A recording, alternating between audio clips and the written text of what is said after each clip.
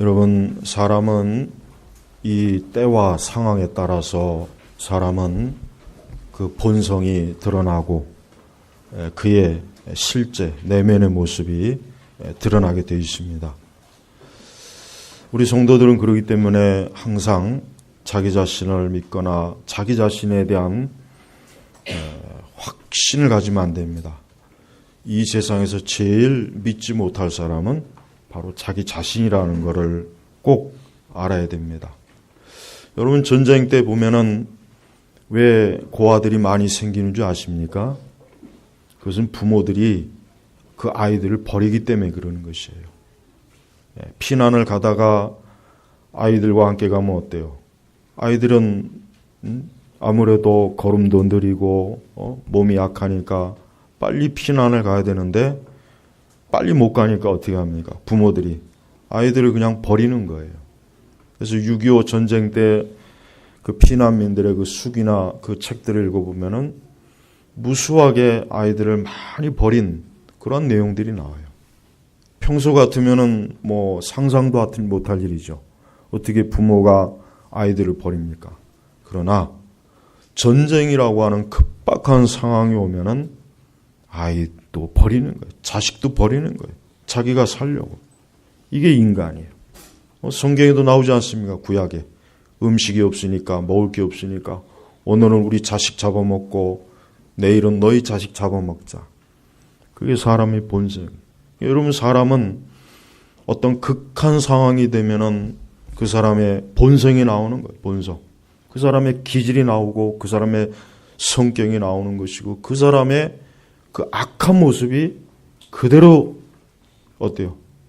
바깥으로 분출이 되는 거예요. 그러니까 여러분, 우리 성도들은 자기 자신도 그런다는 것을 항상 알고 있어야 돼요. 우리는 때때로 평안하고 별일 없을 땐 내가 마치 성인 군자 같고 천사인 양, 마치 하나님의 사람인 양 그렇게 생각될 때가 있겠죠.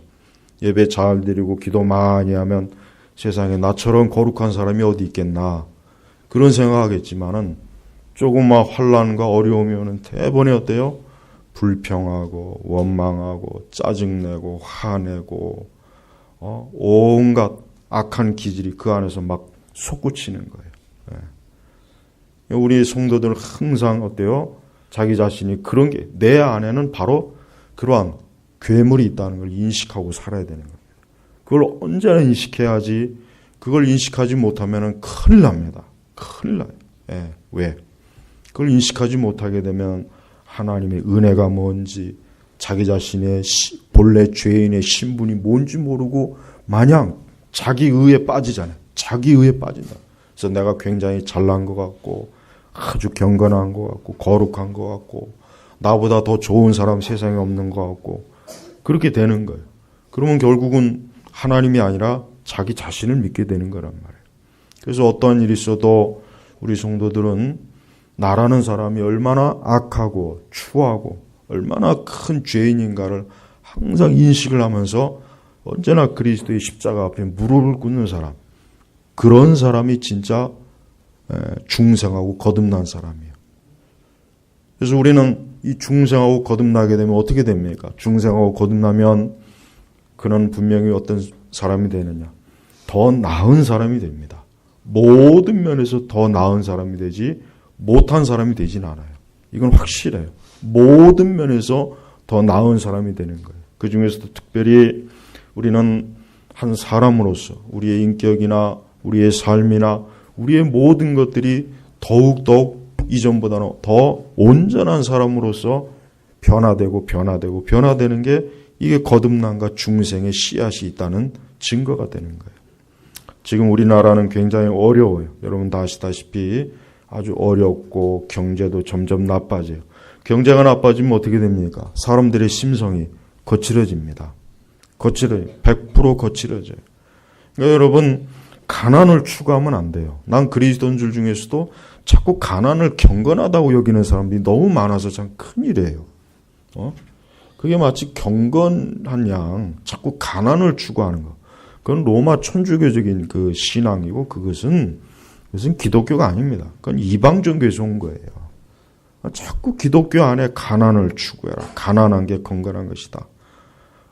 자꾸 그렇게 말하는 인간들 치고 보면은 죄다 그냥 엄청나게 돈 많고 아주 그냥 남들보다 더 많은 걸 가지고 있어요. 그러면서 지는 가난을 추구하라고 신자들에게 설교하고, 저는 그냥 엄청나게 뒤에서 처먹고 잘 살고 잘 살면서. 가난이 경건이 아니에요. 가난을 추구하지 마세요. 여러분, 가난한 게 얼마나 비참한지 우리는 몰라요. 저도 모르고 여러분도 모릅니다. 왜? 우리는 가난이 얼마나 극한지를 모르니까. 그러나 우리 부모님들한테 물어보면 알아요. 가난이 얼마나 무섭고 얼마나 고통스럽고 얼마나 사람을 짐승으로 만드는지. 그러니까 가난을 추구하지 마세요. 가난을 추구해서 좋을 거 없어요. 여러분이 경건한 부자가 되세요. 경건하게 많은 걸 가지고 계세요. 그러면서 하나님을 위해서 많이 쌓고 하나님 나라에 많이 쌓고 이 땅에서 그것을 가지고 선한 일, 좋은 일 많이 하세요. 그게 좋은 겁니다. 무소유는 그건 기독교에서 있을 수가 없는 거예요. 아까도 얘기했지만은 자꾸 기독교 안에 가난, 마치 무소유하면 경건한 거냐. 그건 불교예요, 불교. 그건 도교적인 거란 말이에요. 그건 이방이에요. 성경 어디에 가난을 추구하는 말이 세상에 어디 있습니까? 없는 거예요. 이 잘못된 경건주의가 우리 한국교회는 너무 많아요. 너무 많아요. 난 그런 아주 잘못된 경건주의를 보면 아주 혐오감이 들어요. 여러분, 그런 잘못된 경건주의에 눈을 돌리지 마십시오. 나라가 가난해지고 경제가 무너지면 수많은 가정이 깨져요. 어린아이들이 고아가 됩니다. 남자들은 거리를 헤매요. 범죄자가 되는 거예요. 청년들은 소망이 없어요. 꿈을 잃어버리는 거예요. 그러니까 도박에 일확천금을 노리는 거예요. 가면 갈수록 더 사회는 악해지고 더러워지고 추해집니다. 돈이 떨어지면 그렇게 되는 거예요. 다 그렇게 되는 겁니다. 전쟁 때 어느 부모가 자식을 버립니까? 근데 버려요. 버립니다. 우리는 안 그럴 것 같습니까? 우리도 그렇습니다. 그러니까 여러분, 우리 성도들은 이러한 악한 시대에 내가 어떻게 살아야 되는가 하는 걸 잘 알아야 돼요. 이런 악한 시대에 내가 어떻게 살아야 되는가. 우리는 악한 시대라고 해서 어쩔 수 없지. 이 악한 시대인데 나도 그렇게 살 수밖에 없어. 이렇게 핑계를 대면 안 됩니다.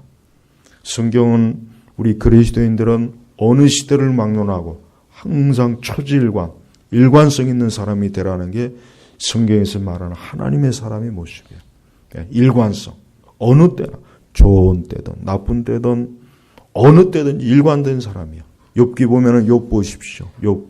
마귀가 사단이 욥은 대단히 기회주의적인 사람입니다. 하나님께서 축복을 많이 하니까 하나님이 좋다고 섬기는 거지.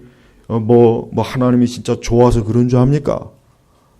그 사단이 그런 식으로 욥을 어때요? 음해했죠. 그래서 하나님께서 그 시험을 허락했어요. 그러나 욥은 어때요? 욥은 하나님 앞에 그가 축복을 주실 때나 거두어가실 때나 그는 하나님 앞에서 참 조심했어요.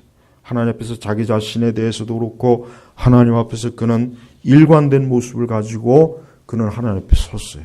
그렇습니다. 우리 성도들에게도 필요한 게 바로 그겁니다. 일관돼야 돼요. 어느 때나 일관된 모습. 세상이 악해지면 악해지든 좋아지든 간에 그것과 상관없는 거예요. 우리는 항상 나는 그리스도인이다. 나는 하나님의 사람이다. 나는 그리스도 예수 안에서 새로운 피조물이다. 나는 새 사람이다. 항상 자기 자신이 누구인지를 잘 알면서 사는 것. 이게 중요한 것입니다. 오늘 로마서 12장 보면은 9절부터 21절에 보면 아마 여러분들의 성경에도 거기에 표제가 있을 거예요.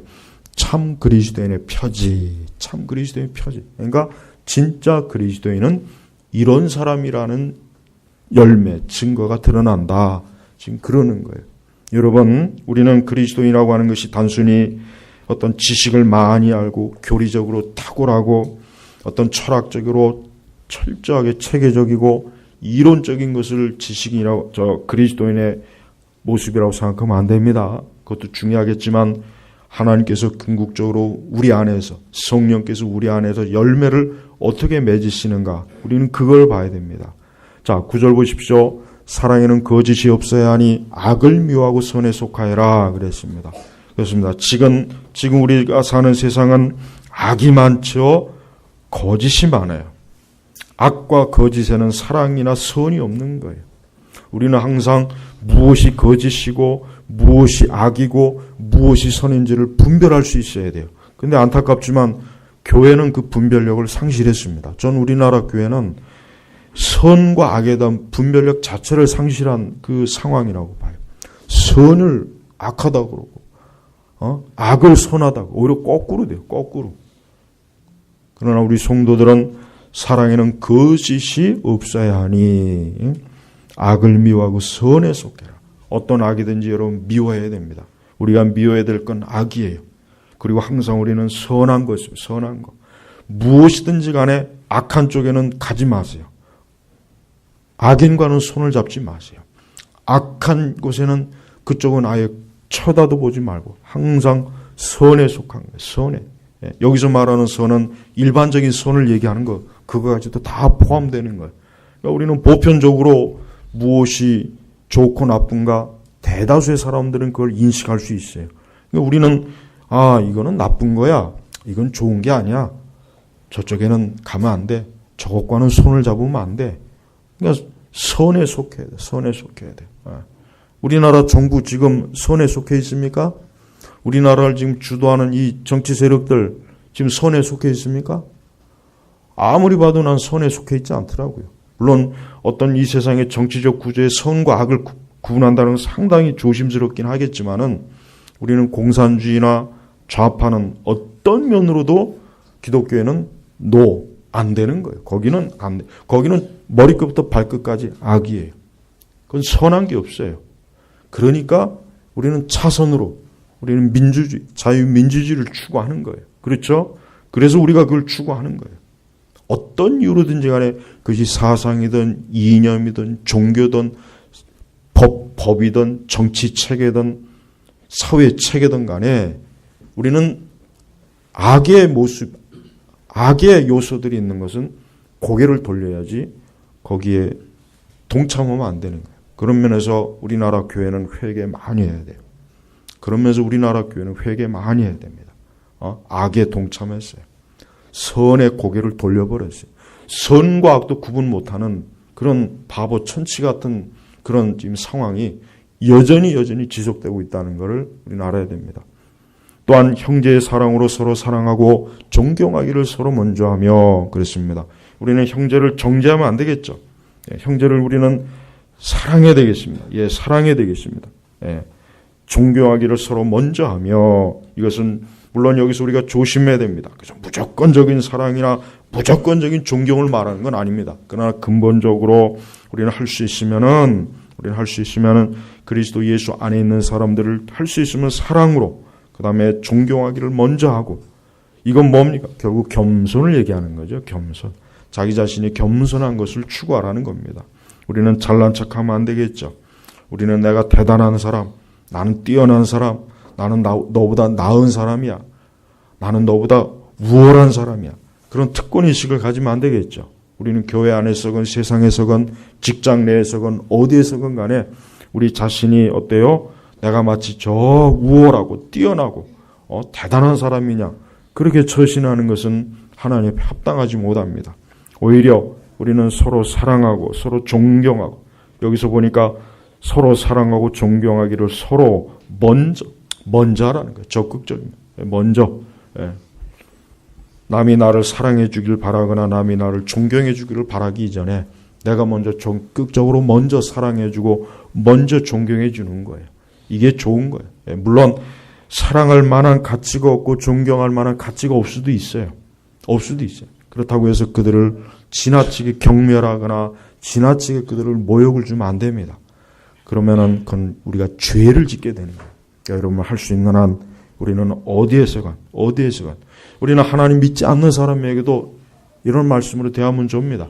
하나님 믿지 않는 사람에게도 사랑으로 또 존경하고 그럼 그 사람은 어때요?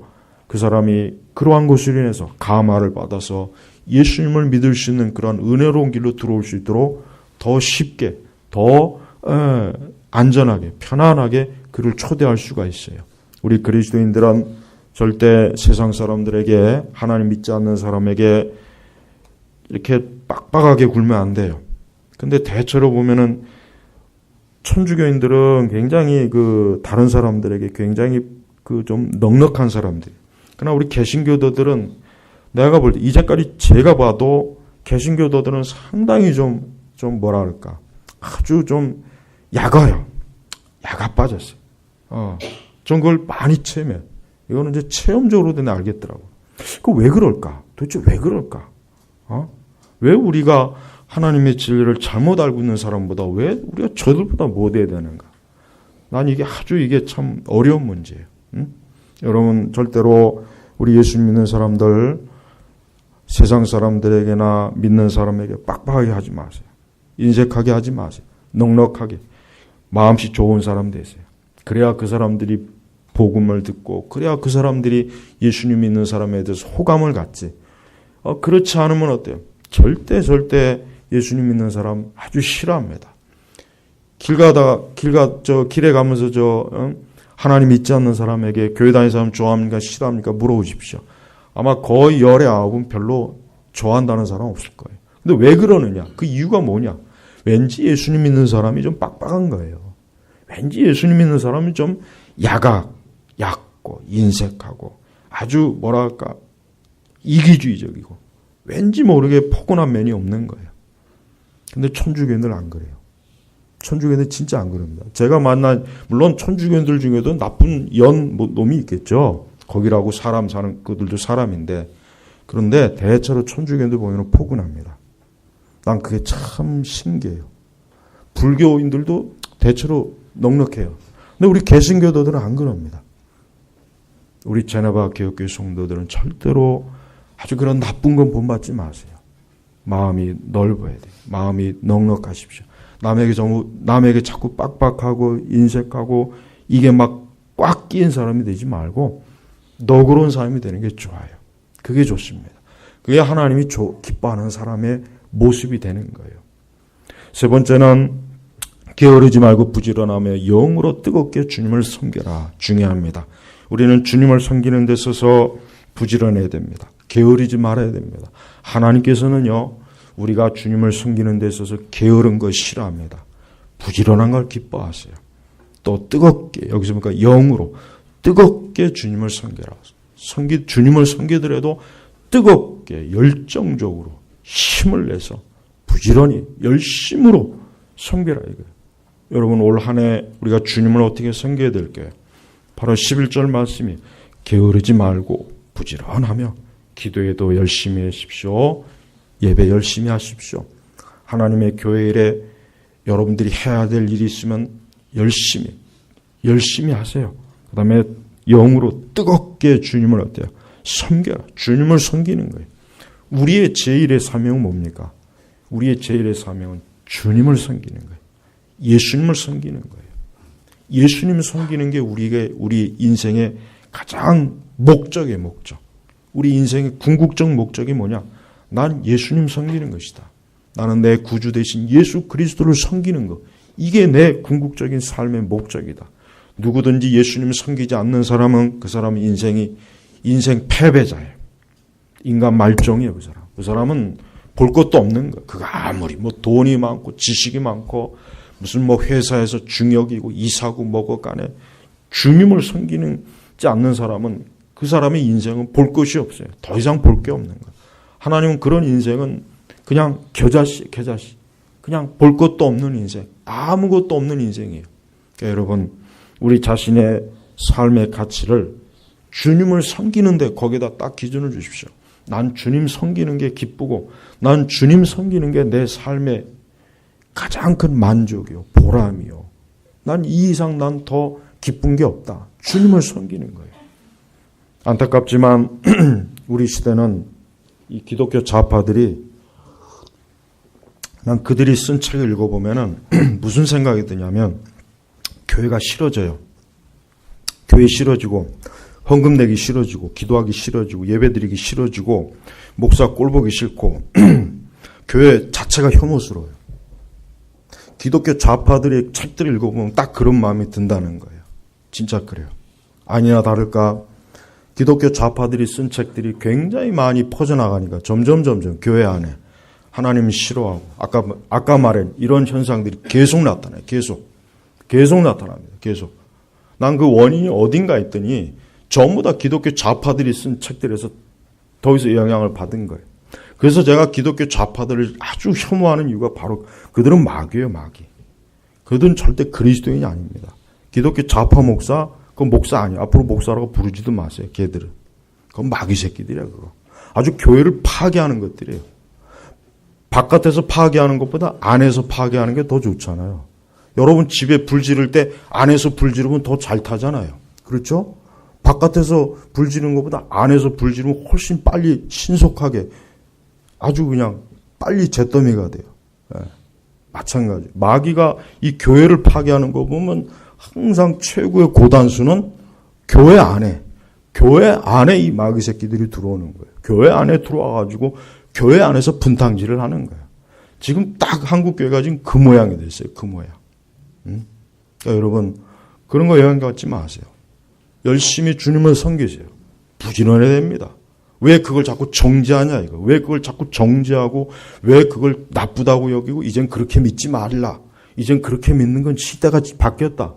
이런 식으로 설교를 하고 이런 식으로 책을 써내니 그걸 읽은 젊은 애들이 젊은 사람들이 어떻게 영향을 받습니까? 교회를 우습게 여기는 거예요. 교회를 싫어해요.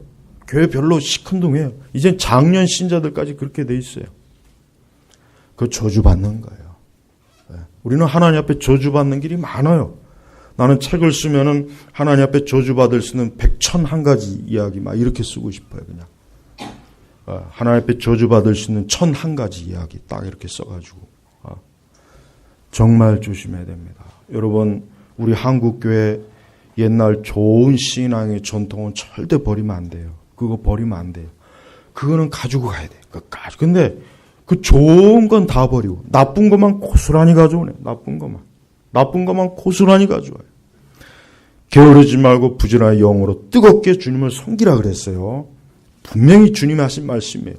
이 말씀에서 조금 더 벗어나지 마십시오.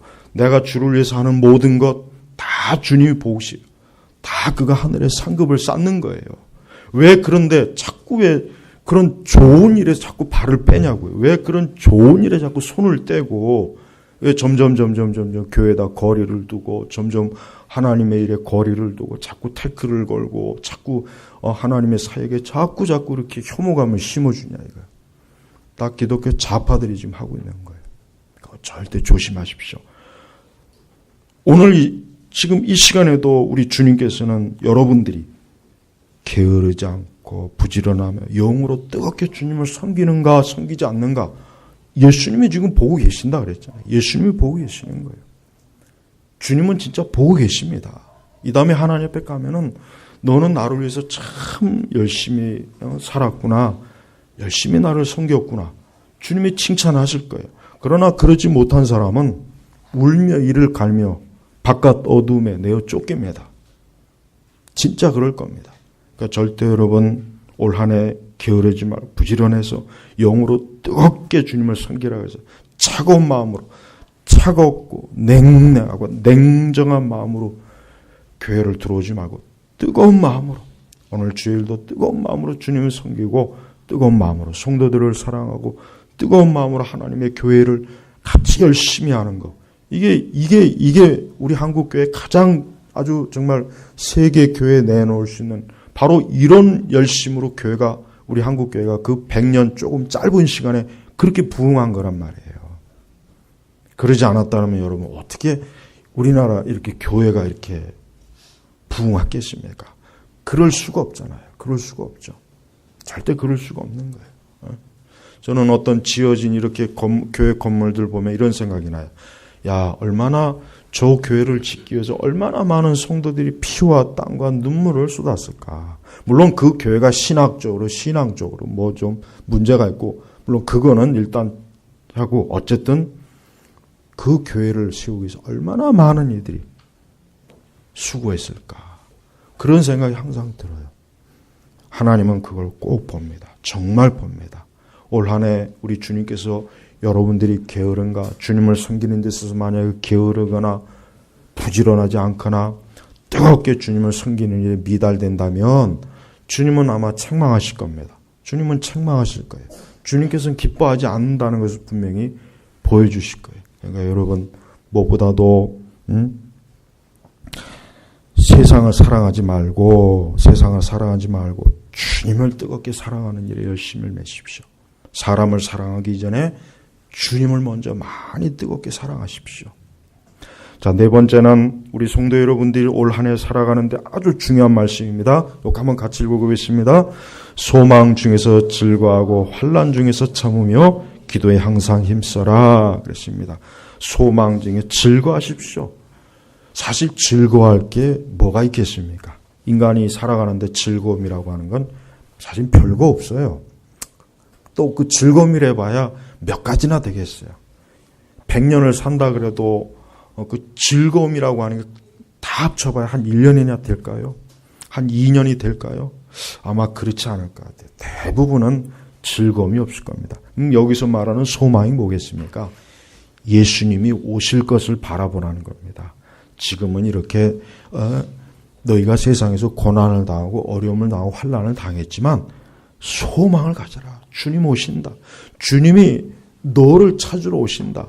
주님은 우리를 영접하러 오실 것이다. 그러니까 즐거워하라는 거예요. 즐거워하고. 바울이 로마서에 있을 때 바울 자신이 지금 즐거워할 만한 상황이 아니에요. 현실은. 지금 그 상황은 아니지만 바울은 로마교회 신자들에게 즐거워하라.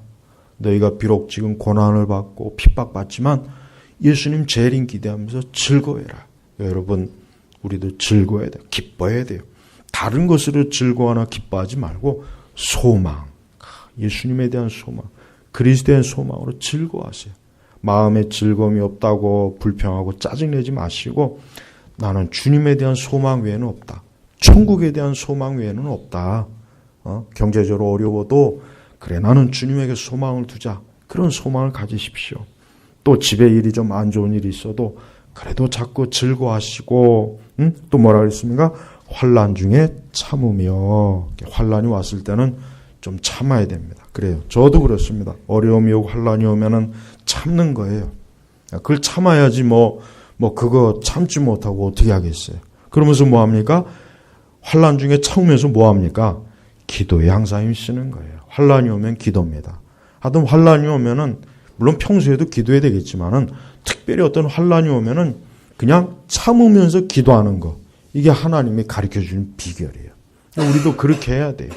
만약에 환난이 왔다고 해서 그냥 아까도 얘기했지만 육적 기질을 발휘해가지고 모든 걸 뒤집어 엎어놓고 싸우고 다투고 그냥 서로 원수 맺고 그러면은 그 환난이 더 큰 환난이 와요. 더 큰 환난 온다니까. 그러니까 환난이 오면 무조건 주의 날개 아래 숨는 거예요. 숨는 거. 기도하면 되는 거예요. 그러면 그 환난이 빨리 지나갑니다. 빨리 지나가요. 그러나 그 환난이 왔을 때 기도하지 않고 자꾸 육적으로 해결하면은 환난은 계속 길어져요. 계속 길어지고 더 심각해지고 더 어려워지고 힘들어져요. 그러니까 환난이 오면 기도해요. 기도해야 됩니다. 저 자신도 나름대로 환난을 많이 겪었어요. 그럴 때 뭐 하느냐? 다른 거 없어요. 그냥 기도하는 거예요. 그냥 철야 기도를 하든지 금식 기도를 하든지 그냥 예배당에 와서 그냥 사는 겁니다. 사는 겁니다. 그렇게 하다 보니까 지나간 거예요. 근데 지나고 보면은 내가 어떻게 그때 그걸 이겨냈을까? 지나고 보면 그 생각이 들지만 그때 뭐 했습니까? 하나님 앞에 기도하고 인내한 거예요. 진짜 인내한 거예요. 오늘 하루 또 지나가지만 또 내일 하루 또 지나고 내일 그러고 몇 년씩 지나가도 기도합니다. 그럼 좋은 날이 와요. 좋은 날이 옵니다. 대부분의 사람들은 자기에게 좋은 날이 올 거라는 기대는 안 하고 그 환난이 죽을 때까지 영원할 거라는 생각만 하는 거예요. 그러니까 어때요? 그러니까 절망하죠. 그러니까 자살을 하는 거예요. 교회 다니는 사람들도 자살 많이 합니다. 그거 모르죠? 교회 다니는 사람들도 자살 많이 해요. 진짜 많이 해요. 그게 드러나지 않아서 그렇지 많이 합니다. 안타까운 일이죠. 근데 저는 그분들의 구원에 대해서 제가 얘기하지는 않겠습니다. 그러나 안타까운 것은 어쨌든 그분들도 환난 중에 참고 기도에 힘썼다면 이겨냈을 텐데 그러지 못한 거예요. 옛날 70년대, 80년대 성도들은 환난이 오면은 무조건 어디 갑니까? 무조건 기도원 가는 거예요. 가서 맨날 며칠, 일주일이건 며칠 계속 금식하며 기도해요. 그게 잘한 거예요, 사실은. 그게 잘한 거라고, 그게. 예. 사실 지금도 그래야 돼요. 우리 성도님들 올 한 해 또 살다가 환난이 오면은 이 말씀 꼭 기억하세요. 환난이 오면 참으라 그랬지. 기도에 항상 힘쓰라 그랬지. 꼭 그렇게 하십시오. 그러면 아무 문제 없어요. 그럼 그냥 다 지나가요. 애굽에 그 장자의 그 재앙이 칠 때 하나님께서는 그리스도의 피에 이스라엘 백성들을 숨겨놨죠. 보호했잖아요. 다 넘어갔잖아요. 그러니까 그리스도 예수의 피가 있는 우리들은요, 환난이 넘어갑니다. 근데 그 넘어가는 걸 참지 못하는 거예요. 넘어가는 걸 참지 못하고 자꾸 그 환난이 영원히 지속될 것만 자꾸 생각하니까. 그러니까 살고 싶지 않죠. 그러니까 자꾸 화가 나죠. 절망적이 되죠. 짜증이 나고 막 불평불만이 생기고. 이스라엘도 똑같잖아요. 그 40일이면 딱 넘어갈 수 있는 40이 아니요. 한 열흘이면 광야 넘어갈 수 있는 거 그거 못 참아가지고 그냥 막 그렇게 하나님 원망하고 그렇게 주의 모세 아론 원망하고 그러니까 하나님께서 그러면서 너희 1세대는 40년 동안 거기 있다가 다 뒤져라 그냥. 하나님 그런 거예요. 그러니까 절대 성경은 간단해요. 환난이 오면 무조건 주의 날개 아래 숨으면 되는 거예요. 이 원리, 왜 이 원리가 이렇게 간단한데 이걸 왜 모를까? 그러니까 앞으로 꼭 그렇게 하십시오. 13절에 성도들이 필요로 하는 것을 공급하고 나그네 대접하기를 힘써라. 성도 여러분, 우리는 다른 사람을 대접하는 걸 좋아해야 됩니다. 성도의 특징이 뭡니까? 성도의 특징은 다른 사람을 대접하는 걸 좋아해요. 이게 성도의 특징이에요. 어떤 사람이 예수님 믿고 나서 다른 사람에게 대접하는 걸 좋아하지 않는다. 난 그 사람은 그리스도인이 아니라고 생각하고 싶어요. 성도는 다른 사람 대접하는 거 좋아해요. 그죠? 성도들 대접하는 거 좋아하고 혹 안 믿는 사람이라도 그래요. 안 믿는 사람이라도 대접 잘 해줘요. 그래서 여기서도 보니까 나그네 대접하기를 힘써라 그랬죠. 그러니까 우리 성도들은 대접하세요. 다른 사람들을 많이 대접하십시오. 아까워하지 마세요. 하나님 다 그 이상으로 하나님 채워주시니 아까워하지 말고 넉넉하게 대접하십시오. 그럼 하나님이 그 이상으로 넉넉하게 채워줘요. 네. 실제로 그렇습니다. 실제로 하나님께서는 우리가 누군가에게 대접하고 누군가에게 뭔가를 했을 때 시간이 지나면 그것이 나에게 오든지 아니면 내 자식때 오든지 옵니다. 와요. 넘쳐나요. 넘쳐나. 그러니까 여러분 대접하는 거 인색하지 말고 또 성도들이 대접하는 거 그거 인색하지 말고 넉넉하게 해야죠. 그럼 하나님 기뻐하십니다. 하나님 좋아하세요. 그걸 통해서 하나님 복을 주시는 거예요. 그걸 통해서 하나님 진짜 복을 주시는 겁니다. 다음은 너희를 파괴하는 자들을 축복하여라. 축복하고 저주하지 마라. 이거 어렵죠. 이거 어려워요. 이게 어려워요. 20절에 내 원수가 줄이거든 먹이고 목마르거든 마시게 하라. 이거 어렵습니다. 이게 절대 자연의 본성에서 나올 수 없는 거예요. 오직 성령으로 거듭나고 성령의 감동을 받은 사람만이 원수에 대해서 파괴하는 자에 대해서 자기에게 악하게 대하는 자에 대해서 그 마음에 그 사랑의 마음을 가지고 온유의 마음을 가지고 그냥 이렇게 하려고 그러지 이게 뭐 예절 교육 받는다고 해서 되겠습니까? 이게 뭐 사서 상경을 외운다고 해서 되겠습니까? 안 됩니다. 그렇지만 성도는 성도는 그렇게 할 수 있다는 거예요. 그래서 너희를 파괴하는 자들을 축복하여라. 축복하고 저주하지 마라. 저주하라. 그리고 내 원수가 줄이거든 먹이고 목마르거든 마시게 하여라. 이렇게 하여 내가 숯불을 그 머리 위에 쌓게 될 것이다. 그러니까 원수들이 당연히 인간의 본성은 원수는 원수로 대하는 게 본성인데 아니 어떻게 이렇게 나를 이렇게 어떻게 더 잘 대해주는가. 그게 오히려 그게 괴로움을 주는 거라는 거예요. 괴로움. 그 양심에 막 찔리게 하는 거예요. 그게 오히려 그를 더 고통받게 하는 거예요. 그러니까 여러분, 우리는 세상 살면서 할 수 있으면 어때요? 17절에도 그렇죠. 아무에게도 악으로 악을 갚지 말고 모든 사람 앞에서 선한 일에 힘쓰라. 우리는 할 수만 있으면요, 어떤 일이 있어도 원수 맺지 않아야 됩니다. 이게 우리 중요해요. 우리 청년들은 앞으로 인생을 살면서 하여튼 살아가면서 최대한 원수는 맺지 마세요. 어떤 일이 있어도 원수 맺는 일은 없게 해달라고 늘 기도해야 돼요. 물론 우리 장녀들도 마찬가지.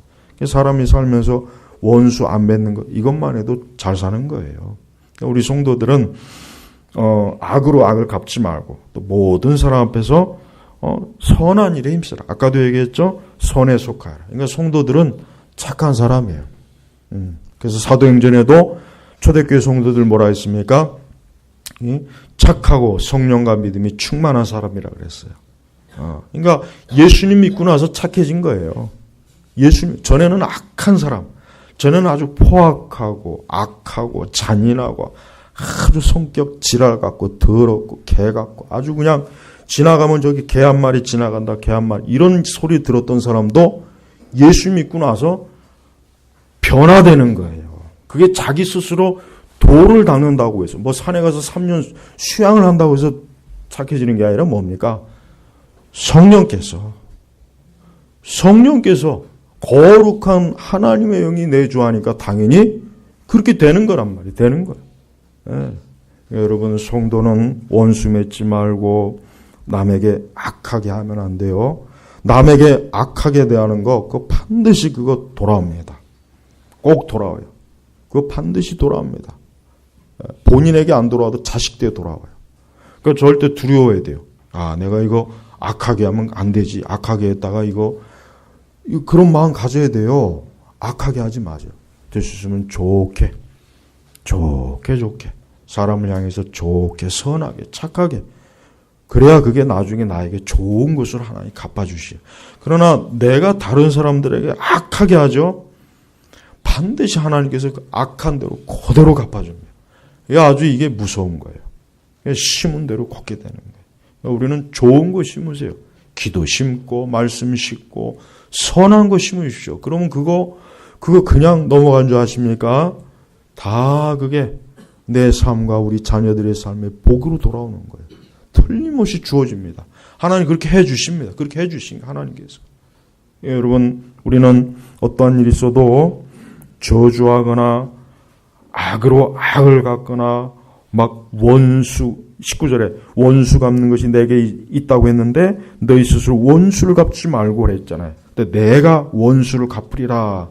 근데 하나님 그렇게 하지 말라 그랬잖아. 하나님의 진노하시면 맡겨라. 원수 갚는 것이 내게 있으니 내가 하나님이 갚아줄 텐데 왜 넌 그걸로 인해서 네가 죄 지면 안 되지 않느냐. 너 죄 짓지 말고 내가 알아서 할 테니까 너는 가만히 있어라. 이게 바로 이 얘기하는 거예요. 근데 지금 이게 어려워요.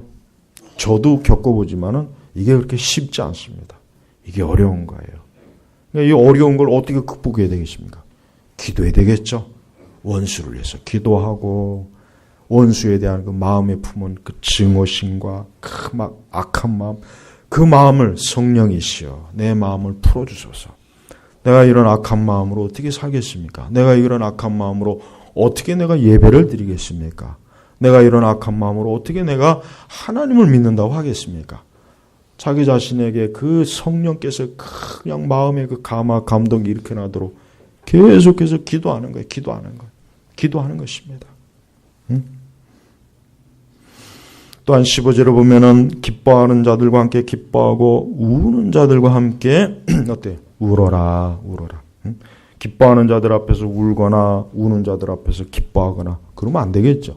그러니까 다른 사람들을 이해할 수 있는 공감을 해라. 공감을. 지금은 사람들이 공감 능력이 떨어져요. 오늘날 사람들은. 왜 그러냐면 특히 도시 사람들은 공감 능력이 확 떨어집니다. 왜 그러냐면 이웃 간에 또 어떤 우리 이 삶 자체가 어때요? 이 도시라고 하는 것은 사람들과 사람 사이의 이 선을 어때요?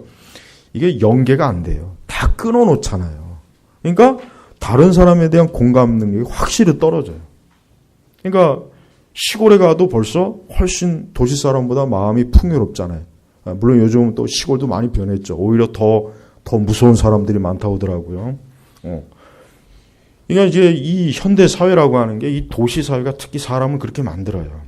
그렇지만은 우리들은 그런다 할지라도 어때? 우리는 다른 사람을 공감해야 돼요. 아, 저 사람 마음이지. 어떤 마음일까? 기분이 어떨까? 다른 사람 상대방 기분 생각 안 하고 그냥 자기 기분에 취해서 사는 건 그거는 상당히 문제가 많은 거예요. 그러니까 요즘 그 청소년들이나 청년들이 그러잖아요. 공감 능력이 떨어져요. 자기 외에는 몰라요. 자기만 알고 그냥 자기 기분에 취해요. 남이 뭐 좋든 슬프든 기쁘든 별로 뭐 그 신경 안 써요. 나만 좋으면 되지 뭐. 나만 좋으면. 이게 참 문제라는 거예요. 그러니까 지금 우리가 세상을 살아가는데 우리 성도들은 다른 사람이 기뻐하면 같이 기뻐해줘요. 설령 나는 기쁜 일이 없어도 이 사람은 기쁜 일이 있구나 하고 같이 기뻐할 수 있는 마음, 이 마음이 그리스도 예수의 마음입니다.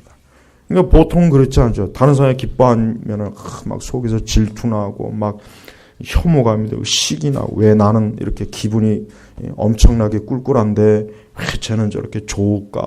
왜 쟤는 그냥 속에서 막 질투가 나잖아요. 그렇게 하지 말라는 거예요. 성도는 그렇게 하지 말라는 거예요.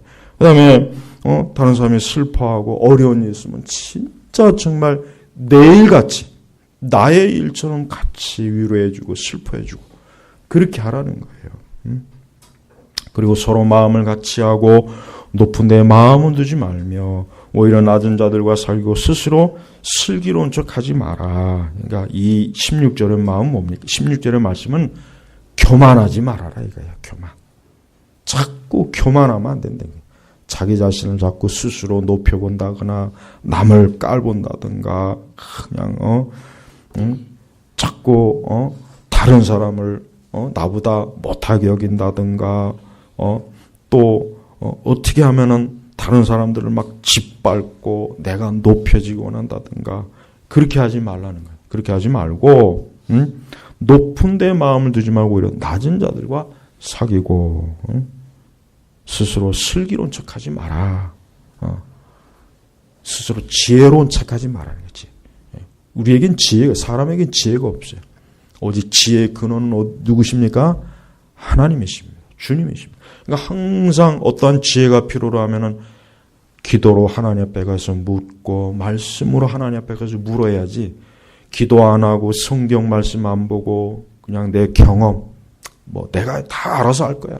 내 이제까지 해왔는데 그렇게 하지 말라는 거예요. 그래서 여러분 우리가 이 세상을 살아가는 데 있어서 궁극적으로 뭡니까? 21절에 악에게 지지 말고 선으로 악을 이겨라. 결국 이겁니다. 지금은 악한 시대예요. 악인이 많아요. 그렇다고 해서 우리가 어쩔 수 없지 이런 시대니까 나도 어쩔 수 없지. 그렇게 하지 말고 결국은 9절에서 20절 말씀이 뭡니까? 결론이 21절이에요. 악에게 지지 말고 선으로 악을 이겨라. 근데 여러분 이게 참 어려워요.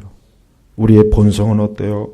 악에게 당연히 우리는 악에게 지지 않고 싶은데 그 뒤에가 문제예요. 선으로 악을 이기기보단 악으로 악을 이기려고 하는 게 문제예요. 이게 우리의 본성입니다. 이게 타락한 본성이에요.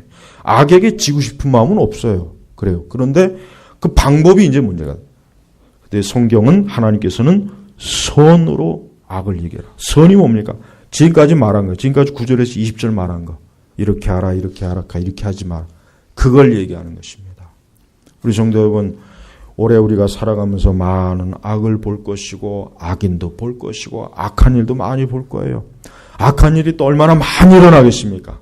그렇지만은 어때요? 선으로 악을 이겨라. 왜? 우리는 그리스도 예수 안에서 선한 사람이에요. 우리 자체가 선해서가 선한 게 아니라 내가 그리스도 예수 안에서 예수님으로 인하여 내가 선한 사람이라고 그렇게 칭함을 받은 거예요. 우린 사실 악인이에요. 우린 죄인이에요. 우린 사실 참 하나님 앞에서 못된 사람이에요. 우리는 사실 모든 면에서 머리부터 발끝까지 우리 자신도 잘 알아요. 내가 얼마나 못된 사람인가. 그러나 너는 그리스도 예수 안에서 너는 선해진 사람이다. 그러니 너는 절대로 악에게 지지 말고 선으로 악을 이겨라. 선으로 악을 이겨라. 선으로 악을. 이게 바로 예수님께서 십자가를 지신 이유예요. 예수님께서 원수를 어떻게 이겼습니까? 그분이 십자가를 짐으로 이긴 거예요. 그분을 매를 맞음으로, 그분이 침뱉음을 당하고, 그분이 매를 맞고, 그분이 고난을 당하는 것으로 결국은 뭐예요?